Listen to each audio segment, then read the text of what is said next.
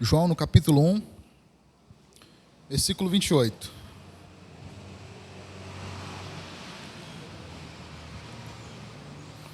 Louvado seja o nome do Senhor. Paulo, tu faz favor para mim, tu só puxa aquela porta ali para mim, por favor. Aleluias. João, capítulo 1, versículo 28. Aleluias. Podem ficar assentadinhos mesmo. Diz assim a palavra do Senhor no versículo de número 28. Essas coisas aconteceram em Betânia, do outro lado do Jordão, onde João estava batizando. No dia seguinte, João viu Jesus e vinha para ele e disse: Eis o Cordeiro de Deus que tira o pecado do mundo. É este aquele do qual eu disse: após mim vem um homem ao qual foi antes de mim, porque já era primeiro do que eu. Todos encontraram? Feche seus olhos e ore comigo. Soberano Deus, eterno Pai, estamos mais uma vez na sua presença, clamamos o teu maravilhoso nome. Que responsabilidade, Senhor Deus, é que apresentar a tua palavra, uma responsabilidade tremenda, e eu dependo de ti que o Senhor venha me capacitar, Senhor Deus, por favor. Obrigado, Deus Santo e Todo-Poderoso, pelos irmãos e irmãs aos quais o Senhor tem nos confiado para pregar a tua palavra. Alguns não puderam estar aqui, Senhor Deus amado, por viagem, por doença, por infinitos problemas, mas, independente disso, o Senhor esteja os guardando também, Senhor Deus, os protegendo, porque nós estamos aqui intercedendo por eles e pelos irmãos que já estão aqui, Senhor, por favor. Que nós não venhamos sair daqui da mesma maneira que nós entramos, Deus. A tua palavra, ela é viva e eficaz, ela é transformadora. Então, eu preciso, Senhor, ser transformado por ela. Nós precisamos sermos transformados por ela, em nome de Jesus. Obrigado, Deus querido, por tudo, em nome de Jesus. Amém. Aqui nós temos a figura do apóstolo João, falando sobre João o Batista. Embora os nomes pareçam semelhantes, mas nós temos o apóstolo João, que era conhecido como o apóstolo a quem Jesus amava, é um dos apóstolos mais chegados a Jesus, e nós temos o João, que era conhecido como João Batista, ou o João o Batista, porque ele efetuava o batismo. Existia uma certa profecia que falava que seria enviado um anjo ante a face do Senhor para preparar as veredas e os caminhos do Messias, convidando as pessoas para o arrependimento. E essa profecia, ela se cumpre com João, que era conhecido como o Batista, porque ele foi chamado para preparar o caminho do Senhor, preparar as veredas do Senhor, antes de que o Messias se manifestasse. Mas como se deu isso? João, ele esteve ali, recebeu o seu chamado por parte do Senhor, e ele começa a anunciar o que nós chamamos de batismo do arrependimento, convidando as pessoas ao arrependimento, e depois de arrependidas, elas passariam pelo processo do batismo, simbolizando o sepultamento do velho homem. E por isso, por efetuar os batismos, que João ele se torna conhecido como João o Batista, ou João aquele que batizava. Então, Batista não era, na verdade, sobrenome de João, como muitos aí hoje receberam esse sobrenome. João Batista hoje se tornou um sobrenome, mas naquela época não era. Assim como Jesus. Jesus ele não chama Jesus Cristo, ele é Jesus, ou Yeshua, o Cristo, que significa ungido. Jesus, o ungido, Jesus, o Messias. E João, o Batista, ele estava ali anunciando e convidando as pessoas ao arrependimento e convidando as pessoas a mudarem as suas vidas, a se permitirem serem transformadas e trabalhadas pelo Espírito Santo de Deus. quando de repente aparece para ele uma determinada pessoa que também queria ser batizada. E essa pessoa que aparece a João para poder ser batizada por ele era ninguém mais, ninguém menos que Jesus, o Cristo. E quando isso aconteceu, foi um pouco antes desse acontecimento aqui, João ele fala para Jesus: olha, eu que careço ser batizado por ti e tu que vens a mim? Jesus fala: não, importa que seja cumprida toda a justiça neste momento. Louvado seja o nome do Senhor. E quando João ele tem a oportunidade de ver a Jesus uma certa vez passando, ele fala essas palavras que nós lemos aqui hoje. Aleluia. E João viu a Jesus e vinha a ele e disse: eis o Cordeiro de Deus que tira o pecado do mundo. E é importante nós nos atentarmos para essas palavras, porque João ele não usa essa figura do cordeiro por acaso. Não. Aleatoriamente, sem um motivo, sem uma razão justa. Ele remete a tempos passados a figura do cordeiro pascal. Quando nós retrocedemos as páginas da Bíblia e voltamos lá no livro de Êxodo, nós vamos ver que na ocasião da instituição da Páscoa judaica, quando o povo de Israel estava para poder sair do Egito, mediante a última praga, para quem não sabe, das 10 pragas que Deus ele tinha prometido enviar ao Egito para que o faraó autorizasse a saída do povo de Israel, para que Deus fosse glorificado no nome de Faraó, em cima de Faraó, a última praga, Deus disse que os primogênitos seriam mortos. Os primogênitos dos egípcios seriam mortos. E fala ao povo de Israel: olha, vocês vão fazer o seguinte, vocês vão pegar um cordeiro, sem mácula, sem mancha, vocês vão sacrificá-lo e vão pegar ali o seu sangue e passar nos umbrais das portas. E passar nas vergas das portas, passar na beirada da porta. E vai acontecer que, quando acontecer o momento onde os primogênitos serão mortos, que eu passar, eu vou ver o sangue na porta e passarei, ou saltarei aquela casa, para que ali os primogênitos do povo de Israel fossem resguardados, fossem protegidos, não fossem atingidos por aquela praga.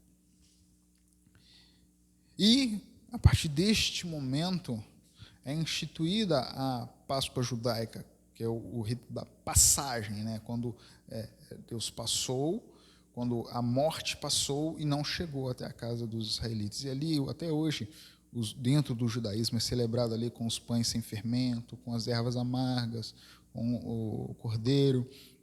É um pouco diferente da Páscoa que chega ao nosso conhecimento hoje. Essa é a verdadeira Páscoa. E Jesus ele vem e se identifica com o Cordeiro de Deus. Quando, na noite da Santa Ceia, ele ia celebrar a Páscoa, ali ele se apresenta como aquele que apresentaria o seu sangue e apresentaria o seu corpo para salvar. E por isso João Batista ele fala que Jesus ele era o Cordeiro de Deus que tira o pecado do mundo. Porque assim como aquele cordeiro lá, através do seu sangue nas portas se viu como um sinal, hoje o sangue de Jesus nas nossas vidas, ele também nos serve como livramento, ele também nos serve como uma proteção espiritual, por assim dizer.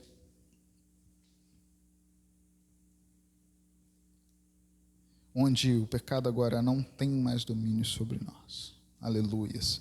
Por isso João chama ele de o Cordeiro de Deus que tira o pecado do mundo. Porque naquela época foi o sangue do Cordeiro, agora é o sangue de Jesus. Louvado seja o nome do Senhor. Entendendo um pouco mais o conceito e o contexto judaico a respeito dos sacrifícios, nós tínhamos lá, naquela época ainda do tabernáculo, com Moisés e depois no templo, o templo ele tinha suas divisões e os sacerdotes tinham acesso a uma determinada área, o sumo sacerdote tinha acesso a uma outra determinada área, mas para todos os aspectos, para o que nós chamamos de expiação ou remoção do pecado ou perdão dos pecados, deveria acontecer o que nós chamamos de o sacrifício. Eram utilizados os animais para que o animal fosse ali sacrificado e seu sangue derramado sobre o altar, para que o pecado daquele ao qual o animal foi apresentado, ele fosse removido, ele fosse perdoado. Era Deus preparando o caminho para a obra salvífica que Jesus estaria para fazer.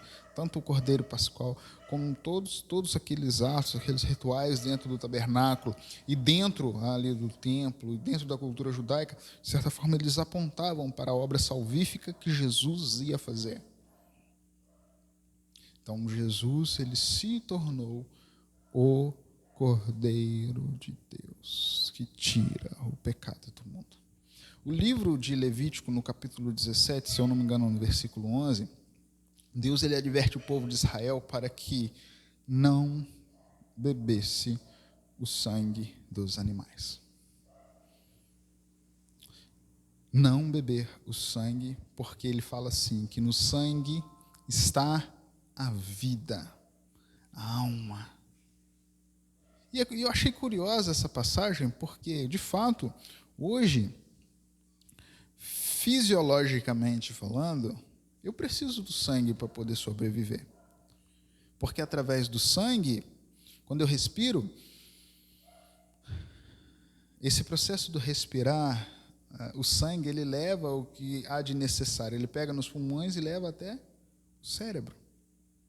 Quando, por exemplo, eu me machuco e corto o meu dedo, é o sangue que vai levar os anticorpos até aquele determinado lugar para poder proteger. Então, é o sangue que me mantém vivo. Então, o coração parar de bater não é o problema. O problema é quando o sangue para de circular. O problema é quando o sangue para de circular, porque no sangue está a vida. E, consequentemente, como o coração que bombeia o sangue, uma coisa acaba ligada à outra. Mas é importante a gente entender isso porque quando nós falamos fisiologicamente, nós olhamos para o sangue e entendemos que no sangue está a vida. No sangue está a vida. Por isso que Deus ele adverte lá o povo de Israel que não deveria comer o sangue.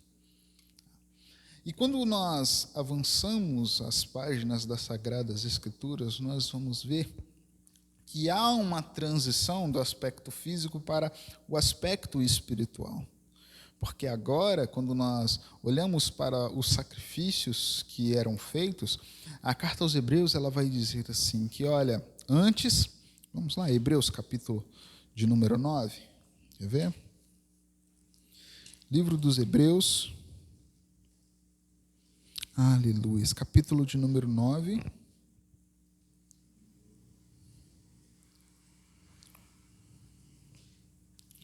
louvado seja o nome do Senhor.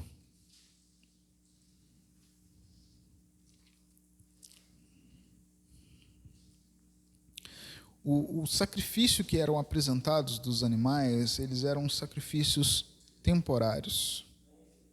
De tempos em tempos, havia a necessidade do pecador, da pecadora, do povo, ir lá e apresentar novamente o animal, porque não era um sacrifício permanente. Hebreus capítulo 9 diz assim, versículo 11, mas, vindo Cristo, sumo sacerdote dos bens futuros, por um maior e mais perfeito tabernáculo, não feito por mãos, isto é, não desta criação, nem por sangue de bodes, nem de bezerros, mas por seu próprio sangue, entrou uma vez no santuário, aleluias, havendo efetuado uma eterna redenção. Versículo 13.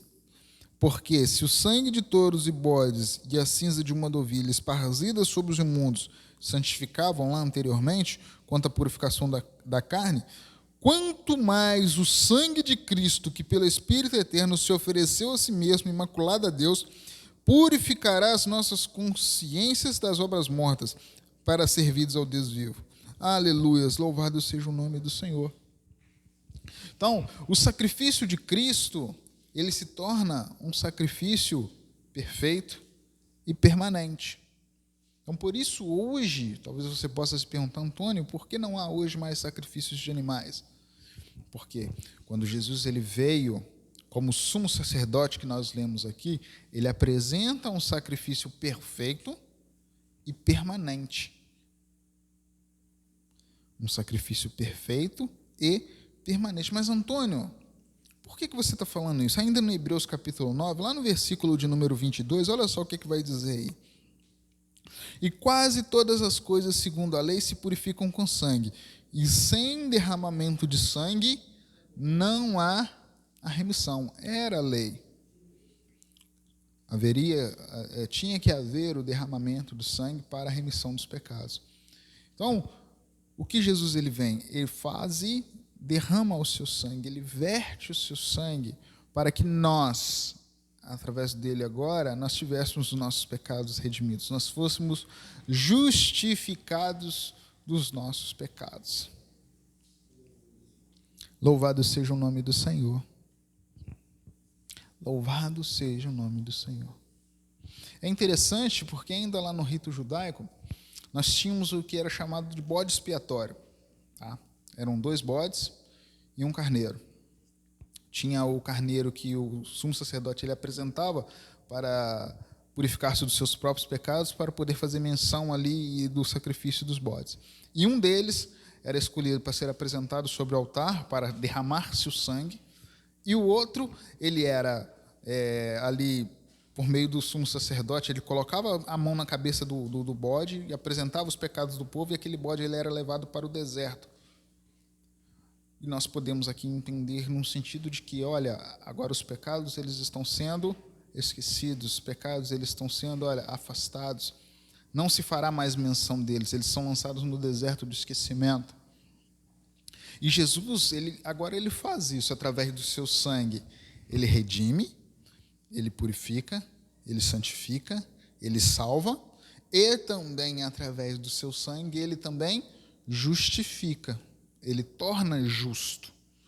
A palavra de Deus vai dizer assim: dos seus pecados não me lembrarei mais, eles serão lançados lá no mar do esquecimento. Tudo isso agora é possível através do sangue de Jesus. Lembram-se quando eu disse que, fisicamente falando, o sangue ele está relacionado à vida? Espiritualmente falando, o sangue de Cristo está relacionado à nossa vida. Romanos capítulo 5, no versículo 19, olha só o que ele vai dizer para a gente aqui, olha, em Romanos capítulo 5, Paulo, ele fazendo uma relação do sangue de Cristo derramado para poder nos redimir, para poder nos salvar, aleluias, louvado seja o nome do Senhor.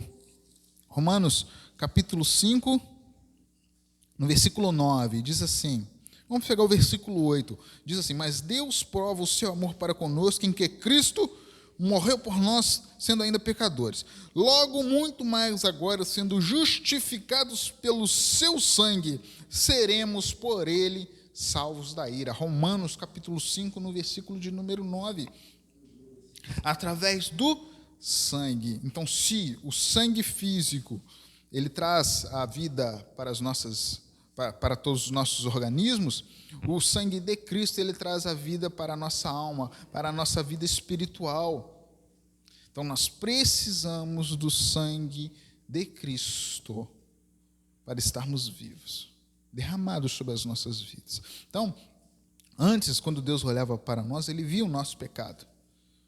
Agora ele não vê mais o nosso pecado, ele vê o sangue de Cristo derramado sobre as nossas vidas.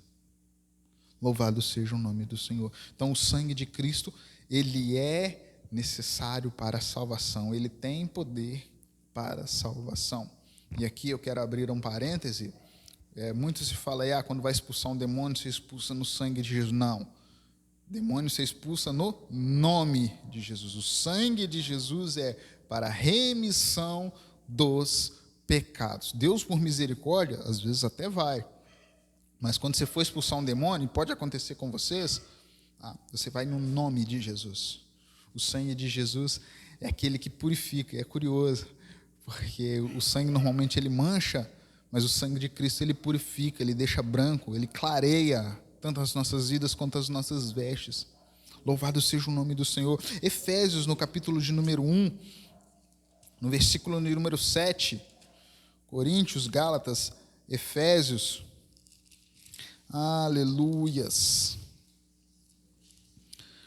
Oh, glórias a Deus. Efésios capítulo 1, versículo de número 7 diz assim: em quem temos a redenção pelo seu sangue e a remissão das ofensas, segundo as riquezas da sua graça. Aleluias, louvado seja o nome do Senhor. Então, em quem temos a remissão dos nossos pecados, a redenção através do sangue de Jesus. Por isso não há outro Salvador. Por isso nós submetemos as nossas vidas a Jesus. Não é porque a gente acha bonito, não é porque está na moda, não é nada disso. É porque nós precisamos. A gente não respira porque acha bonito, porque está na moda. A gente respira porque a gente precisa. Da mesma forma, nós estamos na presença de Jesus. Lembrando, estar na presença de Jesus vai muito além de estar no templo. Estar no templo é só uma parte pequena de estar na presença de Jesus. Nós estamos aqui cultuando a Deus, aprendendo a palavra de Deus. É importante que nós estejamos aqui, mas estar na presença de Jesus, com Jesus realmente governando as nossas vidas, as nossas ações, vai requerer de nós, como falávamos na quarta-feira, mudança de comportamento, pensar nas coisas que são de cima, buscar as coisas que são de cima, mortificando o nosso corpo e despojando da velha natureza. Isso está relacionado com entregar as nossas vidas para Jesus. Louvado seja o nome do Senhor. Então, Paulo ele foi bem claro. A redenção no sangue de Jesus. É como se ele estivesse dizendo, a volta por cima está no sangue de Jesus. Nós estamos mortos nos nossos delitos e pecados. Mas Deus prova o seu amor para conosco, enviando o seu Filho para morrer por nós. Então, o sangue de Jesus, ele dá vida. Vida em abundância. Porque antes nós estávamos mortos, mas agora nós estamos vivos em Cristo Jesus. Isaías capítulo 59, no versículo 2, vai dizer assim, que os nossos pecados, eles fazem separação entre nós e o nosso Deus. Mas Jesus Cristo, através do seu sangue, ele aproxima. Como Efésios vai dizer que ele pega o povo judeu e o povo gentio, dos dois ele faz um único povo, ele junta, ele quebra a diferença e nos aproxima e nos achega a Deus. Pelos nossos pecados nós estávamos longe, mas agora, através do sangue de Cristo, nós estamos perto. Louvado seja o nome do Senhor. E Jesus, numa das suas figuras de linguagem, que eu acho muito interessante, que ele explica como nós precisamos dele, ele vai dizer assim, acho que o significado inicial dessa passagem é falar sobre dar fruto, quando Jesus fala sobre a videira, o frutificar do cristão, mas nós não temos como passar sobre essa passagem e não destacarmos a importância de que para continuarmos vivos nós precisamos estar conectados à videira. Jesus ele fala assim, olha, eu sou a videira verdadeira. Toda vara em mim dá fruto. Eu vou e a limpo para que ela dê muito fruto e fruto em abundância. Mas para continuar vivo, tem que continuar conectado na videira verdadeira, que é Jesus. Recebendo a sua seiva, recebendo o seu alimento. E em contato com o seu sangue, que vai nos trazer a vida espiritual. Então, o sangue de Cristo é aquele que nos dá a vida espiritual. Eu fico impressionado com a maneira que Jesus ele tinha de fazer certas abordagens, porque lembram-se, vou repetir, o sangue ele traz vida para o corpo. Jesus Cristo ele vai falar assim, olha, aleluia, que nós somos parte do seu corpo. Paulo ele vai dizer que nós somos o corpo de Cristo. Aleluias! Decantarébia. E como corpo de Cristo, nós precisamos do seu sangue para continuarmos vivos. Aleluias! Sem o sangue de Cristo circulando no seu corpo, o corpo de Cristo não permanece vivo, do qual Cristo é a cabeça, e nós somos os seus membros em particular. E por isso precisamos do seu sangue circulando, ou seja, do seu sangue para nós termos a redenção, do seu sangue para nós continuarmos vivos, para nós continuarmos sendo, nós temos a nossa justificação. Aleluia, louvado seja o nome do Senhor. 1 João, no capítulo 1, no versículo de número 7, diz assim, lá pertinho de Apocalipse, 1 João, diz assim: mas se andarmos na luz, como Ele na luz está, temos comunhão uns com os outros, e o sangue de Jesus Cristo, seu Filho, nos purifica de todo o pecado. Então, quando buscamos a redenção em Cristo Jesus, assim como os animais naquela época eles purificavam através ali do sacrifício, o pecado ele era perdoado, no sangue de Cristo nós não temos não só apenas o perdão dos nossos pecados, nós temos a redenção e recebemos a vida eterna através do sangue de Cristo. Por isso que quando nós estamos aqui, na nossa cultura, nós utilizamos aqui o primeiro domingo, mas outras igrejas usam o segundo, tem igreja que faz mais de uma no mês, mas nós fazemos aqui a nossa Santa Ceia. E Jesus ele disse que nós deveríamos fazer isso todas as vezes em memória dele. Nós pegamos ali o suco, nós pegamos o pão para simbolizar o seu sangue e simbolizar o seu corpo, porque foi um preço caríssimo que ele pagou para a remissão dos nossos pecados. Preço de sangue. E a palavra vai dizer que com o seu sangue ele riscou a cédula que era contra nós, a dívida que era contra nós. Então, sim, através do sangue de Jesus Cristo, seu Filho, ele nos purifica de todo o pecado, aqueles que recorrem ao seu sangue. Tem até uma canção que fala, né, que nada além do sangue de Jesus, louvado seja o nome do Senhor. E aqui vale a pena uma reflexão, porque quando nós destacamos essa questão do sangue de Jesus, é importante a gente frisar que não há substituto para o sangue de Jesus. Somente Ele confere a redenção. Somente o sangue de Jesus confere a salvação.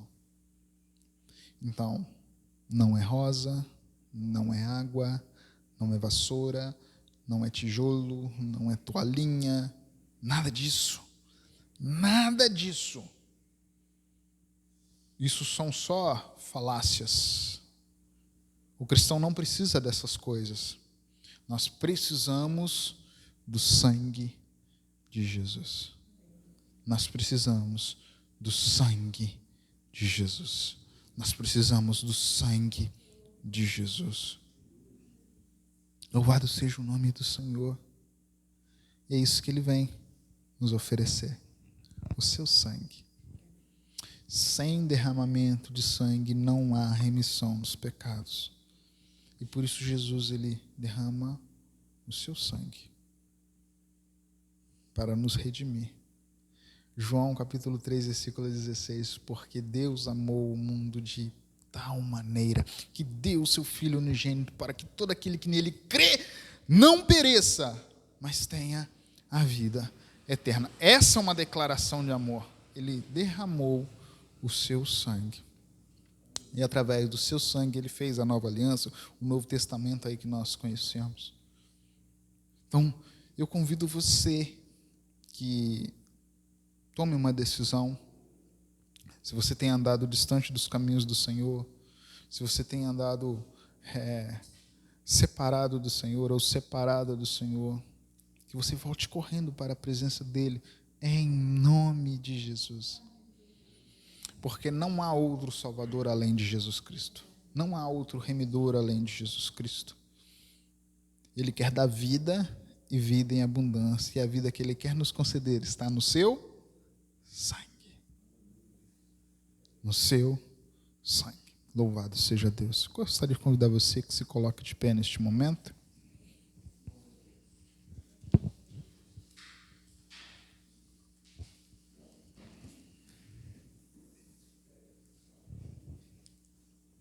Louvado seja Deus. Vamos orar?